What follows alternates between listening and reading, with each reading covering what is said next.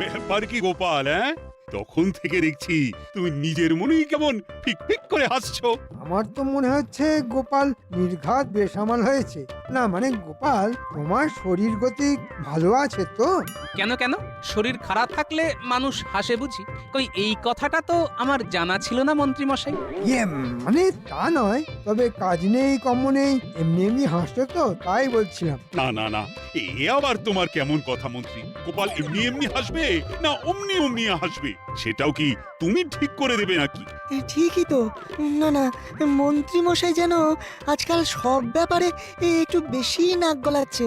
সব ব্যাপারে নাক গলালে এমন ভাবে একদিন মন্ত্রী মশাই যে ঠিক ওই সর্বঘটে কাঁঠালি কলা হয়ে যাবে। আমার যে একটা প্রশ্ন ছিল ভাই, কলাটা গাছ পাকা নাকি কিলিয়ে পাকা সেটা যে জানা চাই। আমার তো মনে হয় মন্ত্রী মশাইয়ের কিল ঘুষি চড় কোনোটাতেই আপত্তি নেই। দেখেছেন মহারাজ, দেখেছেন সবাইকে দলে টেনে গোপাল কেমন আমার কারবারে আলকাতরা লাগাচ্ছে। না না গোপাল, তোমারও কিন্তু মন্ত্রীকে নিয়ে এরকম টানা হ্যাচড়া করা ঠিক হচ্ছে না। জানি তো মহারাজ, টানা হ্যাচড়া করলে মন্ত্রী মশাই যে মুশকিলে পড়ে যাবেন, ওই তো চেহারা।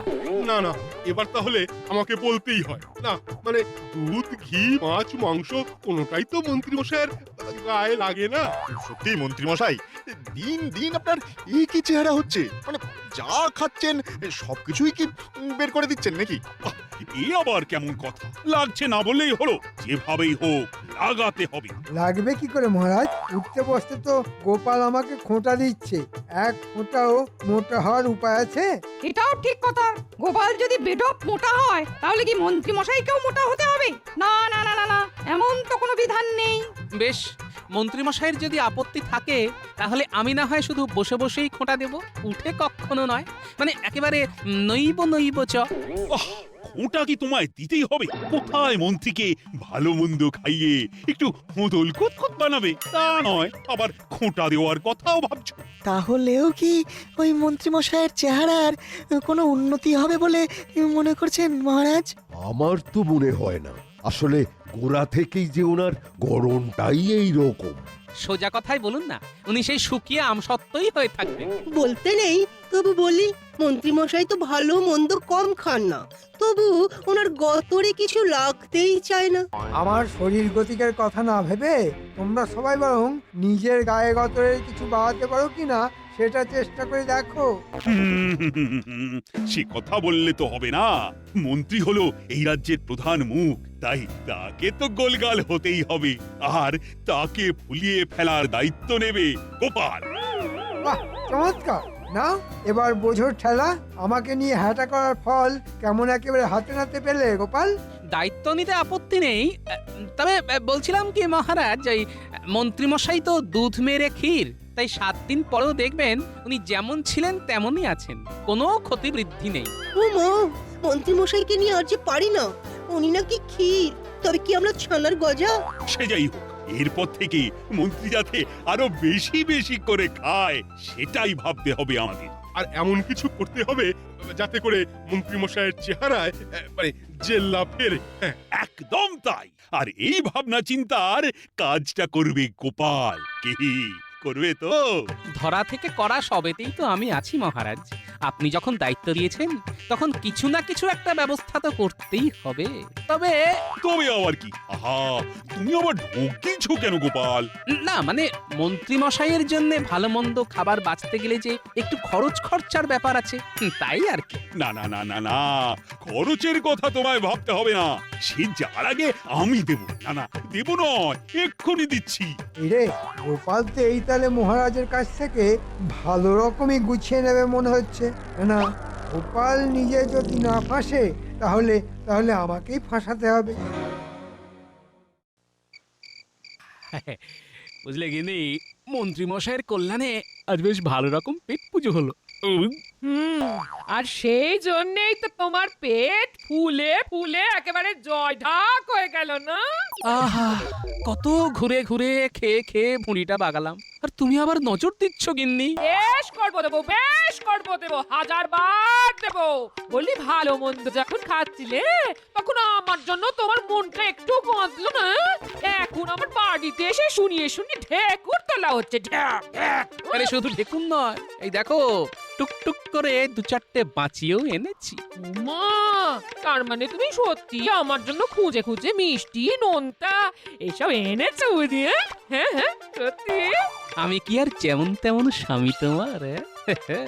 অন্য কেউ হলে ভুঁড়িতে হাওয়া লাগিয়ে কাঁচকড়া দেখিয়ে শুয়ে পড়তো। তা হ্যাঁ গো, বলছি এই মন্ত্রী মশাইয়ের নাম করে কি এত এত মিষ্টি পাওয়া গেল?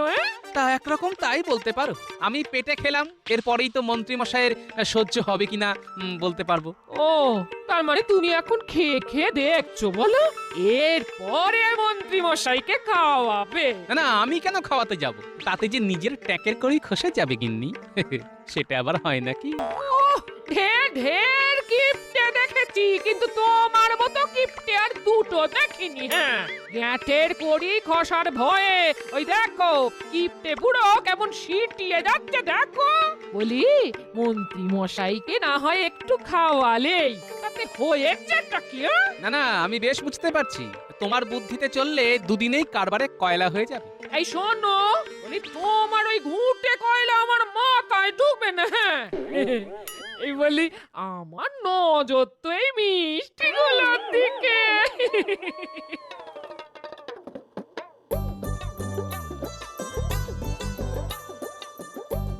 ও, এই তো এই তো এই তো এই তো এই তো আমার কত স্বাদের জল ভরা আর ক্ষীরের সন্দেশ। ওরে বাবা, বাবারে বাবারে বাবারে, না না না, এইসব মিষ্টি একদম ফেলে রাখা যাবে না। আস্তে আস্তে গিন্নি, আস্তে। এই একবারে খেলে যে গলায় বিষম লেগে যাবে। আরে আস্তে খাও, আস্তে। ওহো, এবারে একবারে নির্ঘাত একটা কেলেঙ্কারি হবে।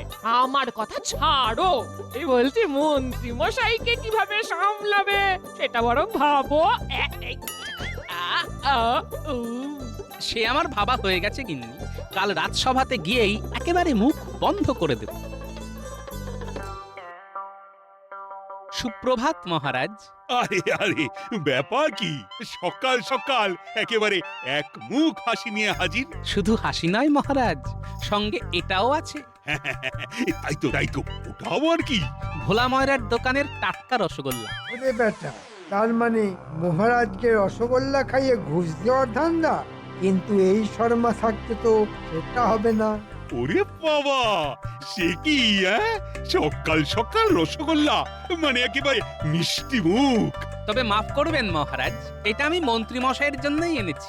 না মানে কাল ভালো মতো পরীক্ষা নিরীক্ষা করে আমি এটা বুঝলাম যে একমাত্র এই রসগোল্লা খেলেই কেল্লা ফতে হবে। ওমা, রসে ভরা গোল্লা খেলেই হবে এনে মন্ত্রী মশাই একেবারে ফোলা।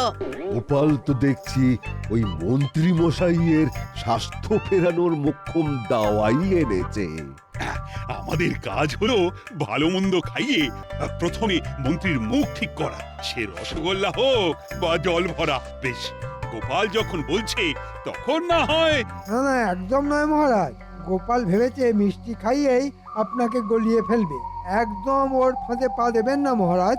এই মরেছে, মিষ্টির মধ্যে আবার ফাঁদ ভরে এনেছে গোপাল। মিষ্টি মুখ করলে শত্রুও বন্ধু হয়ে যায়। গোপাল বোধহয় সেই উপায়টাই খাটিয়েছে মহারাজ। তাই নাকি?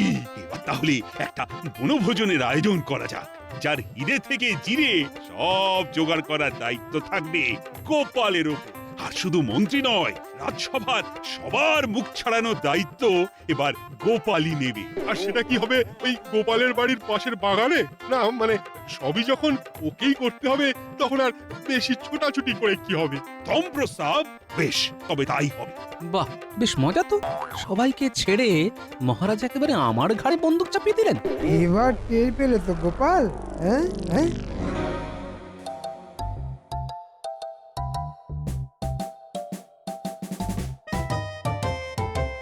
সেই তখন থেকে পায়চারি করছি, কিন্তু ওই বিটলে দুটোর তো কোনো পাত্তাই নেই। না না, ওই তো আসছে আসছে। এই যে মানিক জোর, এতক্ষণে সময় হয়েছে তোদের, হ্যাঁ? তবে আজকাল দেখছি তো তোদের পা বেশ ভারী হয়ে গেছে। না না, ভারী হতে যাবে কোন দুঃখে। আর আমাদের পা মোটেও ভারী নয়। কি বললেন কিছুই তো বুঝতে পারলাম না। তা পারবি কি করে, হ্যাঁ? তোরা বুঝতে পারলে কি আর আমার এই অবস্থা হয়? না না, আপনি কিচ্ছু ভাববেন না মন্ত্রী মশাই, আমরা আপনার অবস্থার উন্নতি করবই করব। হ্যাঁ, আপনাকে ওই 8 থেকে 80 বানাবো। ওহ, সবাই দেখছি আমার উন্নতির জন্য একেবারে উঠে পড়ে লেগেছে। শোন শোন, বাজে না বকে যা বলছি কর। হ্যাঁ হ্যাঁ, আপনি বলে ফেলুন আর আমরা শুনে ফেলি। তা নয় তো কি হাততালি দেবার জন্য তোদের ডেকেছি? শোন, গোপালের ওপর নজর রাখতে হবে। আমিও এবার দেখছি আমাকে খাওয়ানোর নামে গোপাল কি করে মহারাজের মোহর হরপ করে।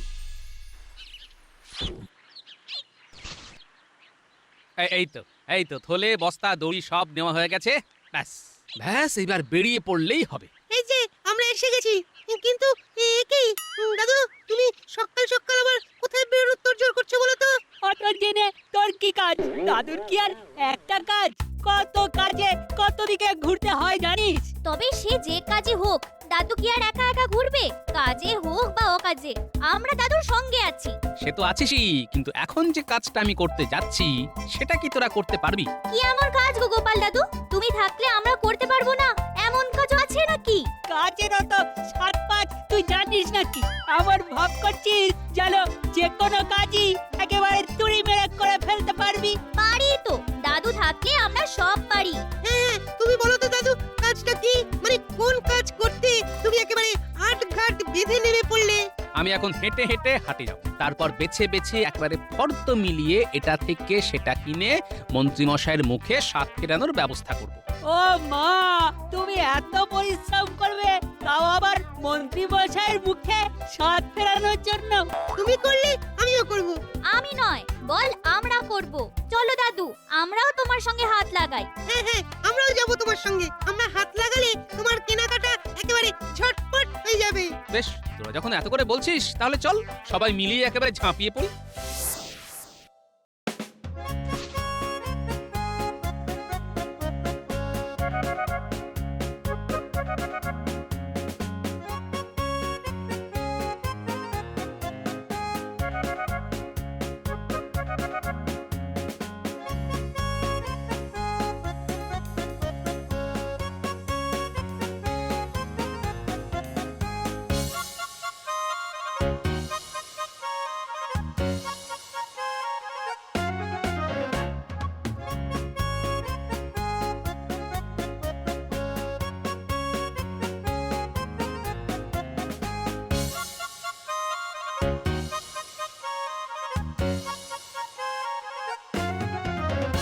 শাক সবজি তরি তরকারি তো ঢের কিনছো, কিন্তু এতেও কম পড়ে যাবে না তো?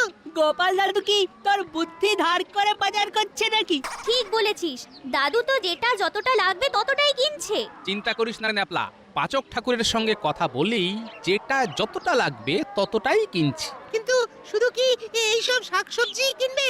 তেল নুন মশলাও তো কিনতে হবে নাকি? সেসব ঠিক সময়ে ঠিক জায়গায় পৌঁছে যাবে। ফর্দ ধরে মুদিকে সব বলা আছে। দাদু বেশ গুছিয়েই যা করার করছে। মহারাজ যখন দায়িত্ব দিয়েছেন তখন সেটা ভালোভাবেই পালন করতে হবে, বুঝলি? আয় আয় দেখি আরেকবার ফর্দটা মিলিয়ে দেখে নি কিছু বাকি থেকে গেল কিনা। চল ঘটা, আমরাও ওদের পিছু পিছু যাই। চল, আমাদের তো তেমনই নির্দেশ দিয়েছেন মন্ত্রী মশাই। তারপর সব খবর জড়ো করে ঠিক জায়গায় জানাই। ওখানেই শেষ নয়, এরপর আছে হাত সাফাই। ঘরে বাইরে মিলিয়ে যা দেখছি ভালোই লোকজন হবে।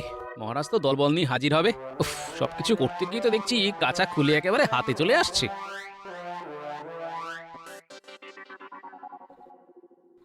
ও দাদু, তুমি তো দেখছি একেবারে মাথায় হাত দিয়ে ভাবতে বসলে।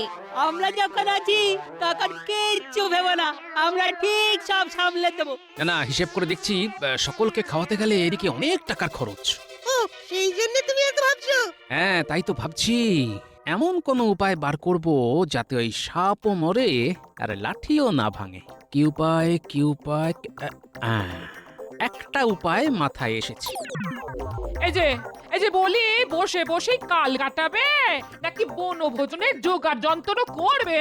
না না, করবো বই কি, জোগাড় যন্ত্র তো করতেই হবে। কাঁচামাল তো যা কেনার কিনেই ফেলেছি, এবার পাকা মালও না মানে হাড়ি করাও এনে ফেল। তাহলে যাও বলি আগে সব জোগাড় করে আনো দেখি, তারপর না হয় বসে বসে হাঁপাবে। ঘরে বাইরে কোথাও যে শান্তি নেই দেখছি, কি জ্বালাতনে যে পড়া গেল। নাও এবার ঠেলা সামলাও। এ কি, আজও তো দেখছি গোপালের কোনো পাত্তা নেই। গোপালকে কি অত বোকা ভেবেছেন? ও এখন কদিন আর এই পথই মারাবে না। সে কি, গোপাল কি পালিয়ে গেল নাকি? উমা, গোপাল হাওয়া। না না না, গোপাল ঠিক আসবে। আপনি সেই আশাতে থাকুন মহারাজ। গোপাল আসছে। ওই বনভোজন করার নাম শুনেই গোপাল দেখুন যে কোথায় চম্পট দিয়েছে। তা বলে গোপাল পালিয়ে যাবে? এ আর এমন কি অসম্ভব কাজ? কপটের ছলের অভাব হয় না। হ্যাঁ হ্যাঁ, গোপালের পক্ষে সবই সম্ভব, তবে আপনাদের না খাইয়ে আমি কোথাও পালাবো না। আরে আরে আরে আরে, এই তো গোপাল এসে গেছে। গোপাল কি ডুমুরের ফুল হয়ে গেল নাকি ভাই? কদিন ধরে দেখা নেই। এই ব্যাপারটা কি বলো তো গোপাল? না না, তেমন কিছুই নয়, ওই জোগাড় যন্ত্র করতে করতেই তো বেলা কাবার হয়ে গেল মহারাজ। তাই নাকি? তা কি এমন বিশেষ জোগাড় যন্ত্র করলে গোপাল? না মানে ওই গোবিন্দভোগ চাল, সোনামুগ ডাল, 5 গাওয়া ঘি, সঙ্গে খোয়া ক্ষীর আর ছানার মুরকি। ওরে বাবা রে, ওরে বাবা, ডাল, ঘি, মুরকি, মাথা একবারে ঘুরে যায়। না না, এখানেই শেষ নয়, আরো আছে। সে থাকে, এখন কি হয়েছে সেটাই বলো। না না, থাকবে কেন মহারাজ, থাকবে কেন। তারপর পরমান্নের জন্য দুধ, রাবড়ি, কচুরির জন্য ময়দা, কড়াইশুটি। ওহ, মন্ত্রীরা কি দোষ? আমারই তো মাথাটা কেমন ভোঁ ভোঁ করছে। সেই জন্যই তো আমি একেবারে জড়িয়ে পড়েছি মহারাজ। আমার কিন্তু মনে হচ্ছে এসব বলে গোপাল আসল কথাটা ঘুরিয়ে দিচ্ছে মহারাজ। আসল কথা মানে বনভোজন? না না, ঘোরাবে কেন? আরে তার জন্যই তো এত আয়োজন। গোপাল তো খাওয়ানোর আগে ফর্দ শুনিয়েই মন একেবারে জয় করে ফেললো। না না না, চিন্তা করো না গোপাল, এমন জম্পেশ আয়োজন হলে লাগে মোহর, দেবে কৃষ্ণচন্দ্র। আর একটা দিন ধৈর্য ধরুন মহারাজ, সব হবে। তবে অত খাতির আবার মন্ত্রী মশাইয়ের সহ্য হবে তো? কার সহ্য হয় আর কার বদহজম হয় সেটা তো কালই দেখতে পাবে। আমি আজই বটা ঘটাকে বলে মহারাজের সামনে তোমার কান কাটার ব্যবস্থা করছি।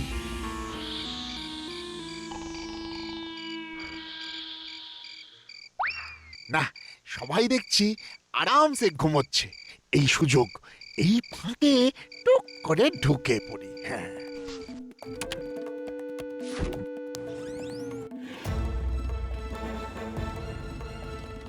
ও, এদিকে তো দেখছি ময়দান পুরো ফাঁকা।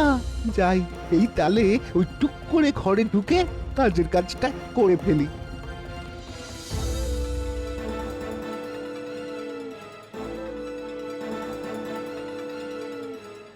বাহ, বেশ নিশ্চিন্তে আছে দেখছি।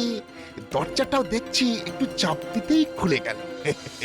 মালপত্র সব যা সরানোর সরিয়ে ফেলেছি। এখন এখান থেকে শুরুত করে গলে পড়ি। এবার ওই মন্ত্রী মশাইয়ের ঘরে সব মাল জড়ো করে ফেললেই কাজ হাসিল হয়ে যাবে। যা, পরিকল্পনাটা তাহলে কাজে লেগেছে। এবার অনুষ্ঠানের বাকি অংশ ঠিক সময়ে ঠিক জায়গায়।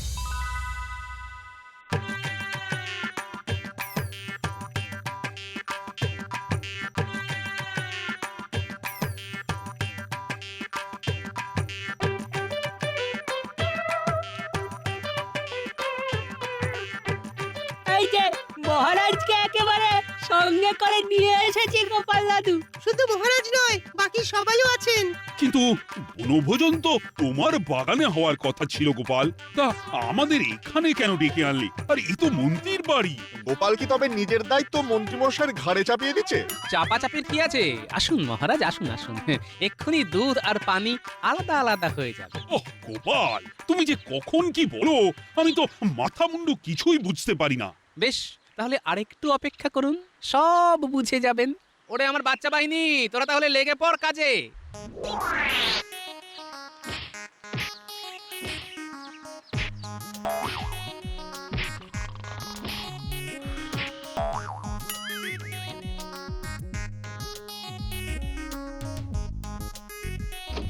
এই কেড়ে সাত সকালে ধাক্কাধাক্কি করে আমার কাঁচা ঘুম ভাঙিয়ে দিলি, হ্যাঁ? ও রে মহারাজ, মহারাজ আপনি আপনি না মানে মানে ওই মানে মানে কিছু নয়, মানে আপনি যা কিছু আছে এবার সব বের করে দিন তো মন্ত্রী মশাই।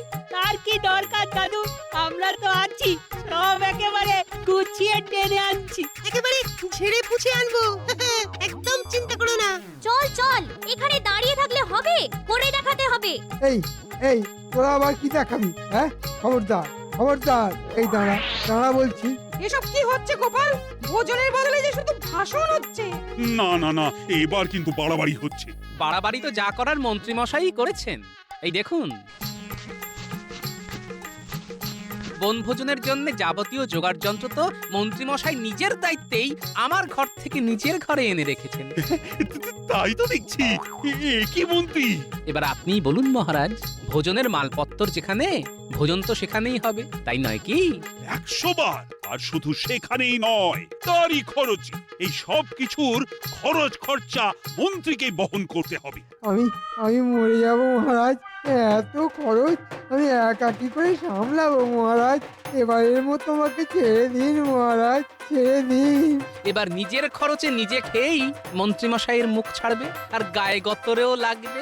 ওরে বাবা রে, কি আর বলতে, আমার যে কি ভীষণ লাগছে কি আর তুমি কি বুঝবে। ও ওরে বাবা রে, ও একেবারে ওরে বাবা, একেবারে টন টন করছে।